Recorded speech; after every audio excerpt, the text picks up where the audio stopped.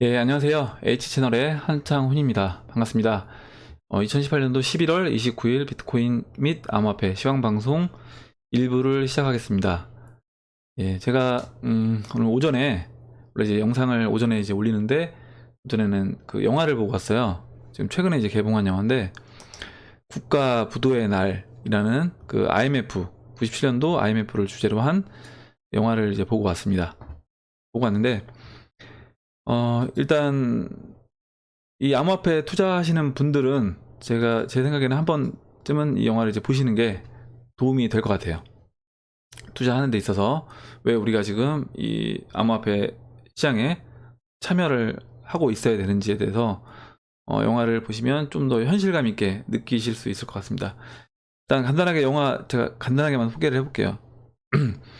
일단 김혜수 씨가 그 한국은행 그 통화정책 팀장인가로 나올 거예요. 한시현이라는 역할로 나오고, UI는 이제 윤정학이라는 이름으로 증권사 직원이었다가 증권사를 때려치고 나와서 그 위험을 감지하고 자기가 직접 이제 어떤 투자자를 모집해서 그 투자 행위를 하는 그 위기 때 그 역할로 나오고요. 허준호 씨가 한갑수 역할로 나오는데 조그만 그 중소기업의 이제 대표로 나옵니다. 그리고 한 분이 더 있는데 조우진 씨라고 그분이 이제 재정국 차관으로 나와요. 예, 굉장히 얄밉게 나오는데 일단 제가 영화를 보고 느낀 거는 뭐냐면 일단 영화에서는 그 한국은행 통화정책 팀장인 김혜수 씨와 그 다음에 그 재정국 차관인 그 조우진 씨 사이에서 약간의 어떤 대책이라든가 어떻게 우리가 이제 준비를 해야 될 것인가에 대해서 서로 약간 갈등과 이제 그러니까 어떻게 보면 김혜수 씨는 이걸 빨리 국민들한테 알리고 이 위기 상황을 알린 다음에 우리가 IMF로 가지 말아야 된다. 네, 이런 식으로 이제 얘기를 하고 조우진 이 재정국 차관은 최대한 국민들한테 이제 알려주지 말고 그냥 약간 밀실 정책으로 해서 IMF에 빨리빨리 해서 그냥 어떻게 보면 넘겨주고 이제 마무리 지려는 그런 이제 역할로 나옵니다. 그리고 이제 아까 말씀드렸던 그 유아인 씨는 투자자들을 모집해가지고 그 주식회사에서 있다가 증권회사에서 일을 하다가 사표를 던지고 그 다음에 배팅을 하는 거죠. 어떻게 보면 국가가 부도난다는 것에 배팅을 하고 그 중에 자기랑 동조하는 투자자들의 돈을 가지고 이제 배팅을 합니다. 여기서 그 저는 어떤 걸 느꼈냐면 그 IMF 이제 담당자들이 왔어요. 왔고 그 다음에 이제 한국은행 뭐 김혜수 씨랑 그 조우진 씨 그리고 우리 경제부 총리 같이 이렇게 어떤 대책이라든가 이런 거 회의를 할 때 협상을 하는 자리에서 그 IMF 담당자가 협상 테이블에도 앉지 않는 거예요. 처음에는 일단 먼저 전제 조건을 깝니다. 그 전제 조건이 뭐냐면 일단 그때 우리나라가 그 당시에 대선이 있었을 때인데 그 차기 이제 대권 주자 중에 1, 2, 3위 후보 3명한테 각서를 받아와라. 우리가 지금 여기서 합의한 내용에 대해서 무조건 지키겠다는 각서를 받아오라고 하고 그것을 이제 합의의 전제 조건으로 내세웁니다.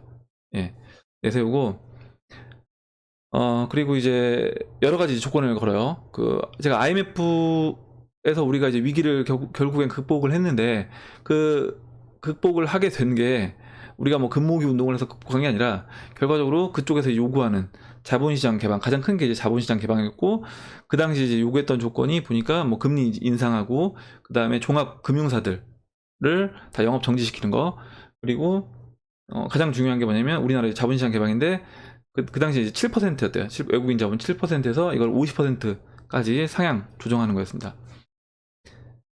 그러면 이때 이제 김혜수 씨는 최대한 이걸 막으려고 했어요. 그 영화에서. 근데 과연 이걸 막을 수 있었을까? 영화를 보면서 그걸 느꼈습니다. 제가 어떤 얘기를 드리고 싶냐면 제가 이제 어제 제 영상에서 저녁 때 올린 영상에서 말씀드렸던 부분이에요.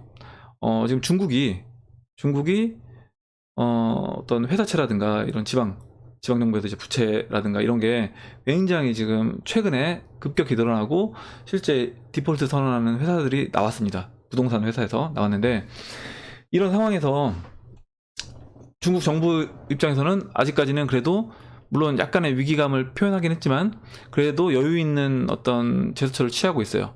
우리가 97년도 그때 우리나라 정부 아까 이 재정국 차관이 그렇게 했던 것처럼 그런 걸 취하고 있고, 근데 이제 이 사람들이 과연 어떻게 보면 금융 세력이 원하는 조건을 들어주기 전까지 이거를 막을 수 있을 것인가. 결국엔 우리나라도 그 한국은행의 팀장이 그걸 막으려고 했지만, 저는 실제로 막으려고, 영화 속의 인물이긴 하지만 실제로 막으려고 했다고 하더라도 이게 과연 이걸 우리가 그들의 요구 조건을 들어주기 전까지 이걸 할 수 있었을까? 저는 이제 그렇지 않다라고 보거든요. 그러면 결국에 중국도 저는 마찬가지라고 보는 겁니다. 지금 중국도 이 이제 앞으로 올 중국의 이제 위기를 극복하기 위해서 중국이 과연 그들이 이제 원하는 수준에서 이 위기를 마무리 질 수 있을까라고 제가 이제 한번 저한테 질문을 던졌을 때, 영화를 보면서 그러기는 쉽지 않을 것 같다. 결국에는 뭐냐면 중국도 그 금융 세력이 원하는 요구 조건, 우리나라한테 이제 원했던 그런 요구 조건과 같이 원하는 요구 조건을 들어주기 전까지는 아마 끝까지 마지막까지 몰아붙일 것이다. 그리고 그 IMF 담당자가 협상 테이블에도 앉지 않는 그 전제 조건을 먼저 우리나라에서 완전 갑질인 거죠. 그러니까 수용하기 전까지는 협상 테이블에도 앉지 않는 걸 보면서, 다시 우리나라가 만약에 이런 상황을 겪게 된다라고 하면 진짜 이거는 또 쉽지 않은 상황이 될 건데, 우리나라 어떻게 보면 이미 자본시장이 개방됐고 외국인들이 충분히, 물론 이거보다 더 외국인들이 노린다고 하면 뭐 할 말 없겠지만 30% 이상 외국인들이 자본을 갖고 있기 때문에 우리나라보다는 이제 이번 위기는 결국에 이제 중국이 그 타겟이 저는 될 것으로 보고 있습니다. 그래서 하여튼 저는 이 영화를 보면서 이제 중국이 계속 이렇게 오버랩됐어요. 중국이 앞으로 어떻게 이제 이 위기를 헤쳐나갈 것인가. 그러니까 중국은 근데 우리나라 97년도에 IMF 겪었던 걸 봤기 때문에 더더욱 자본시장을 개방 안 하려고 할 겁니다. 안 하려고 할 건데, 분명히 그 반대편에 있는 금융세력은 이걸 어떻게든 개방시키려고 이제 몰아붙이겠죠. 예, 하여튼 영화를 재밌게 봤고, 좀 이제 생각나는 대사가 두 가지가 있어서 그거만 제가 소개시켜드리고 후기를 이제 마무리할게요. 김혜수 씨가 마지막에 이제 지금이죠, 현재로 다시 돌아와서 다시 이제 찾아옵니다. 지금 우리나라 이제 가계부채가 문제가 되고 있다. 그래서 97년도 같은 문제가 다시 일어날 것 같아서 김혜수 씨를 찾아옵니다. 예전 이제 한국은행에서 일을 했던, 그때 이제 김혜수 씨가 이제 이런 얘기를 해요. 항상 깨어있는 눈으로 세상을 바라볼 것.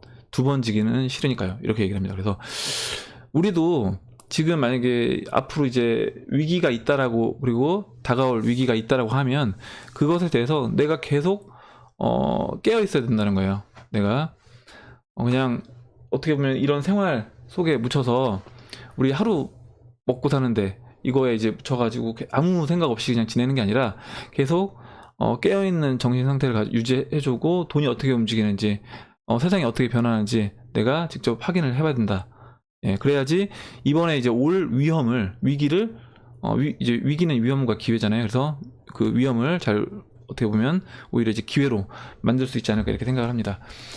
그리고 이제 유아인 씨가 했던 대사 중에 이런 게 있어요. 내가 속을 것 같아? 절대 안 속아. 이 얘기가 있는데, 이건 이제 어떤 얘기였냐면 정부에서 발표를 하는 거예요. 우리 지금 그러니까 뭐냐면 국민들이 이제 기자들이라든가 국민들은 외신에서 이제 보도하는 내용들을 계속 이제 뉴스화 시킵니다. 뭐냐면 지금 우리 나라가 이제 위험한 상태다 이렇게 얘기를 하는데, 정부에서 그럼 정부 그 담당자한테 이제 물어볼 거 아니에요, 기자들이. 그렇게 해서 그 뉴스화돼서 나오는데 정부에서 이렇게 얘기하는 거예요. 우리 지금 문제 없다. 우리나라 지금 OECD 이렇게 가입해서 선진국으로 막 들어가려고 하는 이런 지금 이런 상태다. 경제 문제 없다. 이렇게 이제 얘기를 합니다. 근데 이제 그때 유아인 씨가 하는 대사가 그렇게 얘기해. 내가 속을 것 같아? 절대 안 속아. 이렇게 이제 얘기를 합니다. 그래서 실제 이제 언론에서 나오는 얘기들을 우리가 이제 고지고대로 듣는 것이 아니라 실제 벌어지고 있는 일에 대해서 데이터를 기반으로 해서 실제 돈이 어떻게 움직이는지를 내가 직접, 아까 이제 김혜수 씨 얘기처럼 직접 깨어있는 눈으로 확인을 해야 된다. 그래야지 속지 않는다. 예. 그리고 그렇게 해야지만이 저는 이 위기를 우리가 기회로 바꿀 수 있다라고 이제 생각을 합니다. 예, 그 영화 국가부도의 날 후기는 여기까지 할게요. 그럼 이제 댓글을 보는 순서를 진행을 해보겠습니다. 잠시만요. 일단 그 지금 박천구님하고 그 다음에 이제 와사비님이 개발자 분이신 것 같아요. 먼저 일단 댓글로 의견하고 정보 공유해 주시고 질문해 주신 분들에게 다시 한번 이제 감사 말씀드리고, 박천구님과 와사비님이 그 지금 트레저 지갑, 나노레저 지갑의 이제 원리에 대해서 이게 어떤 식으로 돌아가는지 그 얘기를 써주셨는데, 제가 이쪽으로는 약간 문외한이어서 한번 이제 읽어보시고, 그 트레저 지갑, 나노레저 지갑이 어떤 식으로 이제 돌아가는지 한번 이제 읽어보시면 도움이 될 것 같아서 제가 일단 소개를 여러분들한테 해드렸습니다. 한번 읽어보세요. 그리고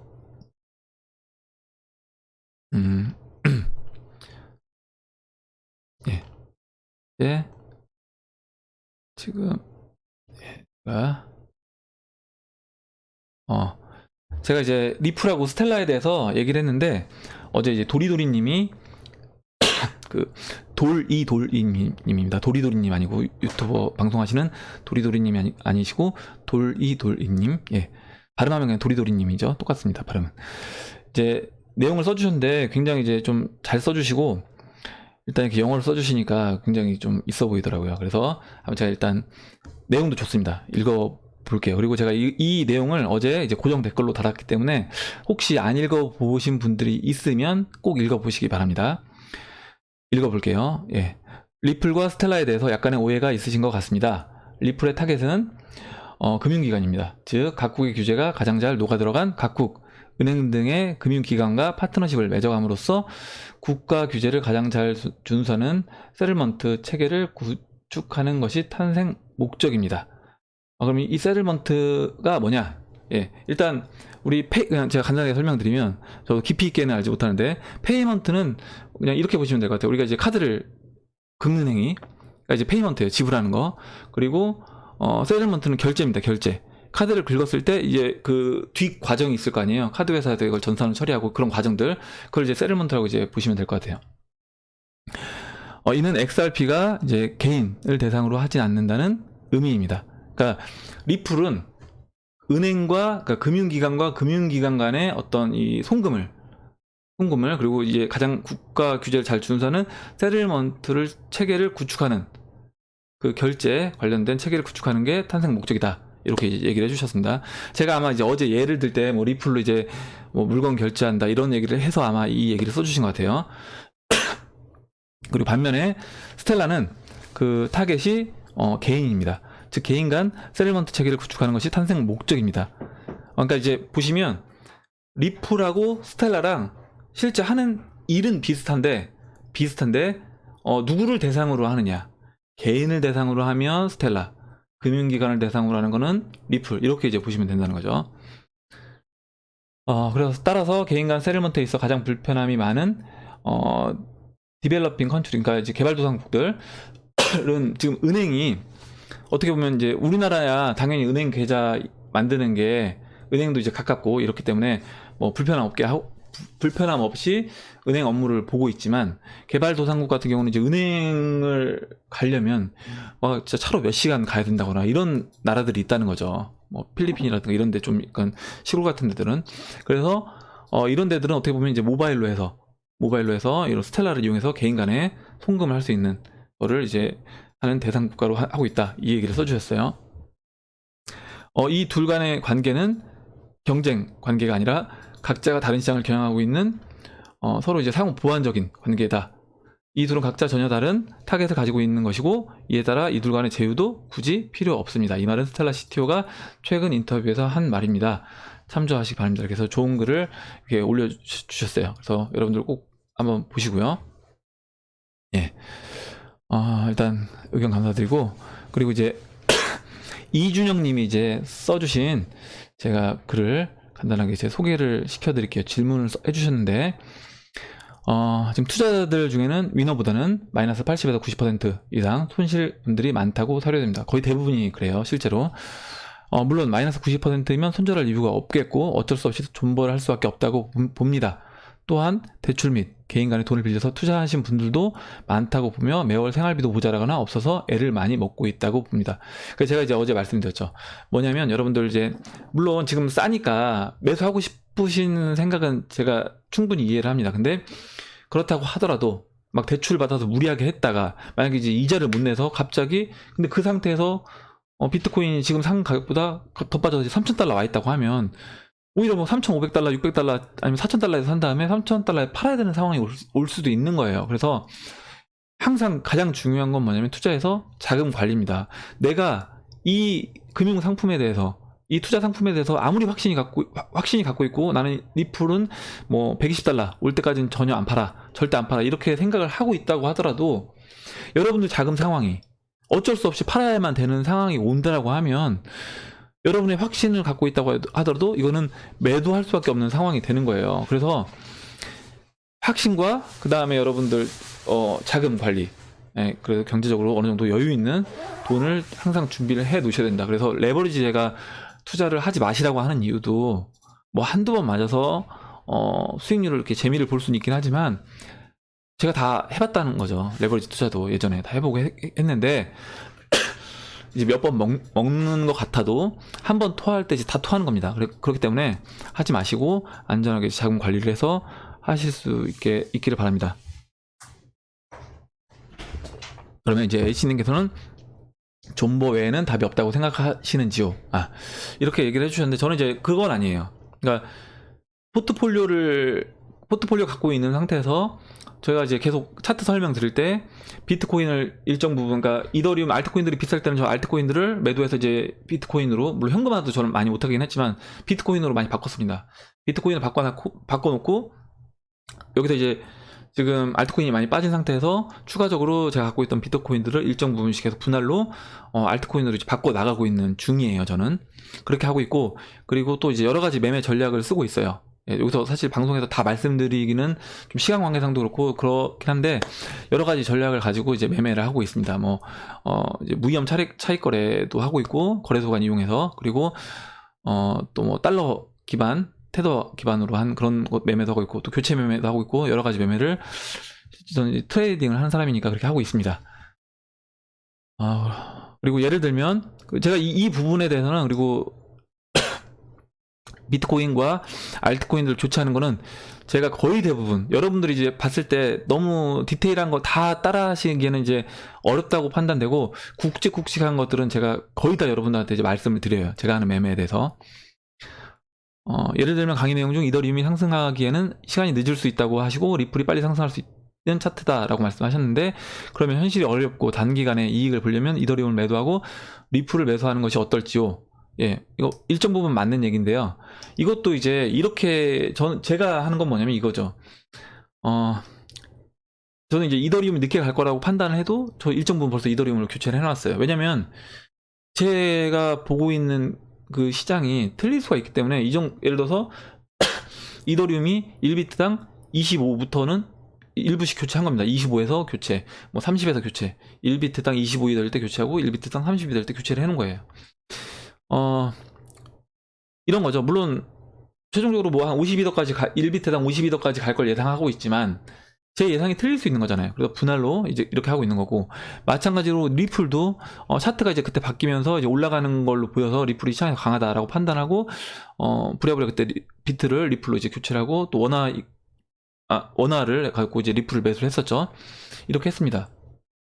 그래서 이거를 근데 이제 이런 거예요. 뭐냐면 뭐 이더리움을 거의 주로 갖고 있는데 그 이더리움을 다 매도해서 늦게 갈 거라고 H채널이 얘기했으니까 매도해서 이거를 리플로 갈아타야 되는 거 아니냐, 이렇게는 저도 이제 이 부분에 대해서 제가 말씀을 못 드리겠다는 거예요. 왜냐면 그 상황이 다 다르고, 저 같은 경우는 이제 이거를 항상 분산해서 포트폴리오를 운영하고 있기 때문에 일정 부분 제가 이제 그래서 비중만 설명을 드리는 겁니다. 제가 뭐 100이라면 100에서 뭐 10을 뭐 이번에 지금 이더리움으로 바꿉니다. 아니면 10을 뭐 리플로 바꿉니다. 5를 뭐 이렇게 바꿉니다. 이렇게 말씀을 드리는 게 이제 그거를 여러분들이 들어보시고 여러분들 상황에 맞게끔 적절하게 비율 조절을 하셔서, 사실 매매 전략을 제가 여러분들한테 제 매매 전략을 다 따라라고 할 수 없는 거예요. 왜냐면 스타일이 다르고 여러분의 이미 갖고 있는 포트폴리오가 저랑 다르기 때문에 그거에 맞게 여러분들이 그 매매 전략을 세우셔서 이제 해 나가셔야 되는데, 그 부분에서 제 의견이 어느 정도 여러분들이 공감이 되고 괜찮은 것 같다라고 하면 일정 부분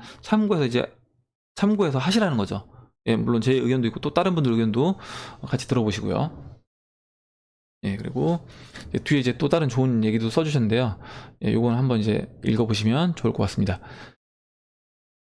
이렇게 이제 답변을 하고, 그 다음에 이제 도리도리님이 한 가지 더 얘기를 해주셨는데, 이 부분도 같이 제가 이제 읽어보면서 얘기를 하면 좋을 것 같아서, 그래서 한번 같이 읽어볼게요. 도리도리님 얘기를 써주신 내용을.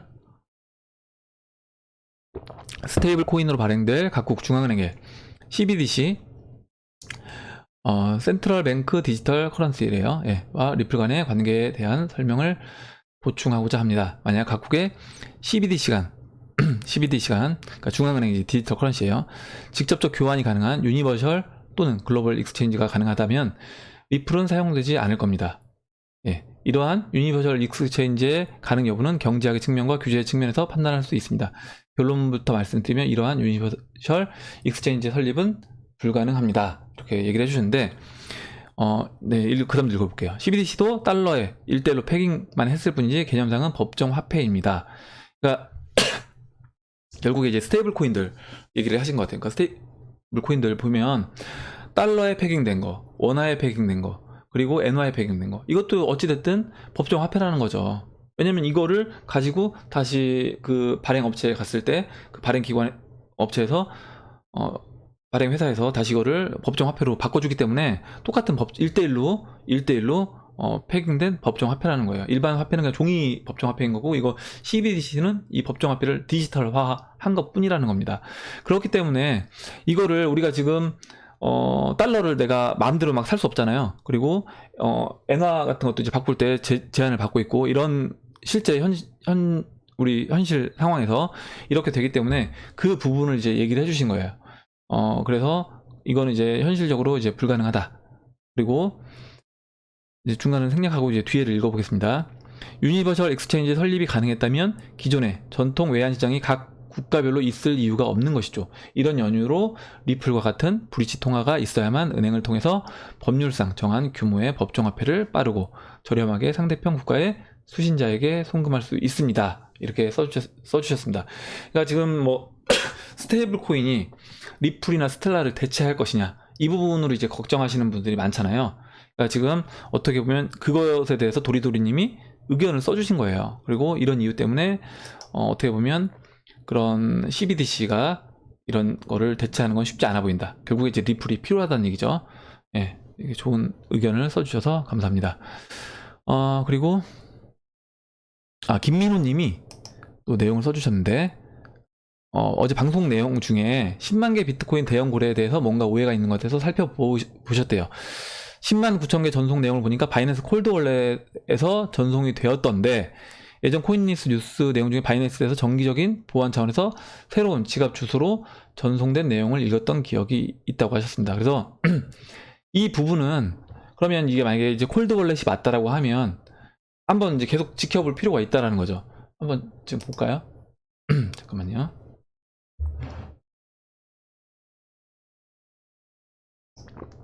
이제 이 부분을 이제 열어놓진 않았는데 빨리 이제 확인을 해보겠습니다.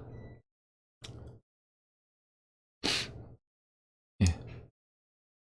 보시면 이 10만 9천 개 있는 지갑이죠. 10만 9천 개 있는 지갑이고, 일단은 변화가 없어요. 변화가 없고, 만약에 이제 거래소 지갑이라고 하면 보통 아무리 이제 콜드월렛이라고 하더라도 거래소 같은 경우는 지갑에서 보시면 이렇게 변동폭이 꽤 됩니다. 계속 이제 뭐 입금을 했다가 출금을 했다가 이렇게 입금하고 출금하고 이런 식으로 이제 왔다 갔다 하는 거예요. 이게 지금 비트파이넥스 아까 지갑이었던 것 같은데, 이런 식으로 이제 변동이 되기 때문에 이 부분을 한번 아까 그 얘기하셨던 내용을 확인해 보려고 하면 체크를 해보면 좋을 것 같아요. 그래서 제가 이제 이 두 번째, 이번에 최근에 들어온 10만 9천 개가 들어온 두 번째 지갑을 앞으로 이제 계속 모니터링을 한번 해보겠습니다.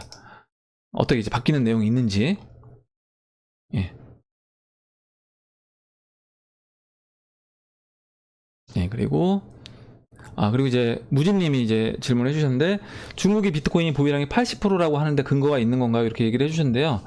아마 이제 제가 알기로는 비트코인이 어느 나라가 혹시 몇 퍼센트 보유하고 있다는 거를 알만한 정보는 없다고 보고 있고, 아마 이거는 이제 그 거래량이, 비트코인 거래량이 위안화로 거래가 뭐 80% 이상 됐었다 라는 내용인 걸로 저는 알고 있는데, 혹시 제 지금 영상 보시는 분 중에 각 국가별로 비트코인 보유량을 아는 그런 정보를 알고 계신 분이 있으면 댓글로 남겨주시면 감사하겠습니다. 예. 그리고 이제 일단은 최근에는 이게 계속 바뀌었어요. 그 비트코인 거래량이 위안화였다가 엔화였다가, 그리고 이제 지금 최근에는 이제 비트맥스 비트코인 거래량이 많아지면서 달러 거래량이 이제 가장 많아졌다고 이제 제가 알고 있습니다. 결국에 이제 미국 시장으로 다 넘어가는 거예요. 거래소도 그렇고, 암호화폐에서 어떻게 보면 지금 잘 치고 나가고 있는 뭐 리플이나 스텔라를 봐도 그렇고, 여기 이제 어떻게 보면 미국 중심의 그런 뭐 기반 거래소, 그리고 미국 달러, 그리고 미국 중심의 또 암호화폐 코인으로 이제 점점 주도권이 이쪽으로 이제 넘어가고 있는 게 이제 보여집니다. 그리고 예. 이재현 님이 이제 질문을 해주셨는데, 거래량에 대해서 궁금하시대요. 거래량이 터질 때 뭐 파란색, 빨간색 번갈아 하면서 되는데 어떤 의미인지 이제 설명을 부탁한다고 하셔서, 일단 그냥 일반적으로 거래량 색깔은 전일 대비 거래량보다 증가했으면 빨간색, 그리고 줄었으면 파란색으로 표시합니다. 근데 이제 제가 업비트를 확인해 보니까, 업비트는 설정을 건드리지 않는 한, 기본적인 그냥 설정인 상태에서는 그날 이제 그 봉 색깔에 따라서 그 봉 색깔로 거래량이 표시가 되더라고요. 그 부분은 이제 어떻게 보면 이 설정하기에 따라서 차이가 있으니까 그건 이제 보시면 되고, 이제 일반적인 거는 전 거래량에 대비해서 이제 표현이 된다, 보시면 되겠습니다. 그리고 예. 그리고 마지막으로 한 가지만 제가 더 보여드릴게요. 한 가지 댓글만 더 읽어드리려고 하는데, CCJLJ님인 것 같아요. 예. 물어보신 게 뭐냐면, 안녕하세요. 이제 요즘 문득 코인 생태계가 정말 복잡해진다는 생각을 합니다. 과도기라고 생각은 들지만 어렵군요. 기존의 이더리움 기반 토큰과 DApp, 그리고 다가올 STO 시장, 그 과정에서 토큰과 코인의 개념이 어떻게 바뀔지 궁금하고, 이더리움의 운명이 어떻게 될지 궁금하네요. 그리고 STO는 결국 기존의 주식과 무엇이 다른지도 궁금합니다. 만약 이제 별반 다르지 않다면 결국 암호화폐 시장은 주류에 편입되지 못하게 되는 건 아닌지, 이렇게 이제 얘기를 해주셨는데, 일단 이더리움이 앞으로 어떻게 될지 운명이 궁금하다고 하셨는데, 이제 요즘에 이제 이더리움 가격이 워낙 약세를 면치 못하다 보니까 이렇게 생각이 드실 수 있어요. 드실 수 있는데, 저는 이제 이더리움은 계속 때가 되면 충분한 상승을 할 거다. 때가 되면 충분한 상승을 할 거라고 이제 보고 있습니다. 근데 지금은 이제 때가 아니라고 보고 있는 거죠, 저는 개인적으로. 그래서 아마 가격이 올라가면 이런 생각도 좀 덜 하시지 않을까 생각을 하고 있어요. 그리고 그 ICO는 어떻게 보면 우리가 이제 기부를 하는 거예요. 그 코인을 만든 회사에 그냥 어떻게 보면 그 이제 돈을 기부를 하는 겁니다. 기부를 하고 그냥 토큰으로 받는 거예요. 코인으로 받는 거기 때문에 어떤 그 회사에 대한 어떤 제가 그 자산에 대해서 소유권을 주장할 수가 없습니다. 근데 이제 STO는 증권형이기 때문에 이제 이 부분에 대해서 내가 소유권을 주장할 수 있는 거예요. 그러니까 일정 부분 지분을 갖는 거죠. 발행된 코인에 대해서 지분을 갖는 것이고, 그러면 이렇게 됐을 때 주식시장, 기존의 주식과 STO가 뭐가 다르냐. 다른 거는 이제 그겁니다. 뭐냐면 기존 주식시장은 불편해요. 뭐가 불편하냐면 일단 보시면 기존의 이제 주식시장 같은 경우는 이런 거죠. 제가 주식을 매도하면 어때요? 바로 이제 현금으로 들어오지 않습니다. 근데 STO로 하게 되면 어떻게 돼요? 주식을 증권형 토큰 경우 내가 매도하는 즉시 현금화 되는 겁니다. 그리고 이거를 이제 분할로도 팔 수 있는 거예요. 뭐냐면 한 개만 파는 게 아니라 0.05개 리플도 이런 식으로 할 수 있잖아요. 그런 식으로 이제 주식도 그런 식으로 무조건 한 주 단위가 아니라 소수점으로 나눠서까지 이제 우리가 할 수 있다는 겁니다. 그리고 스마트 컨트랙트 기능이 있으니까 여기서 배당이라든가 아니면 뭐 지분에 관련된 거라든가 뭐 증자라든가 이런 게 관련된 게 있을 때 이런 거를 한 번에 처리할 수 있는 거죠. 스마트 컨트랙트 기능을 써서. 그 부분이 이제 다르다. 그래서 오히려 이제 기존에 저는 증권시장이 앞으로 이 다 토큰형 우리 이제 이 블록체인 기반 위로 올라올 거라고 보고 있습니다. 그래서 지금 이제 나스닥 회장이 이제 벡터거래소를 만들었잖아요. 그래서 결국에 벡터거래소로 옮겨 가던가 아니면 나스닥이 다 블록체인 위에 나스닥에 있는 이제 주식들이 시간이 걸리겠지만 다 블록체인화돼서 앞으로 거래되지 않을까 이렇게 생각을 합니다. 예, 그러면 그리고 이제 또 뭐 댓글을 많이 좋은 댓글을 써주셨어요. 이제 제가 기침을 자주 하니까 제 건강 염려해 주시는 댓글도 많고 그 다음에 이제 또 좋은 의견 써주시고 질문 써주신 분 있는데 제가 이제 시간 관계상 다 소개 못 시켜드리는 점 이해를 해주시기 바라고 오늘 영상에서 여러분들 혹시 궁금하신 거 그리고 아니면 뭐 의견 좋은 정보 있으시면 여러분들 이제 공유를 해주시면 감사하겠습니다. 그럼 이상으로 2018년도 11월 29일 비트코인 및 암호화폐 시황방송 1부를 마치도록 하겠습니다. 2부는 제가 이따가 오후에 좀 늦게라도 올리도록 할게요. 예, 감사합니다.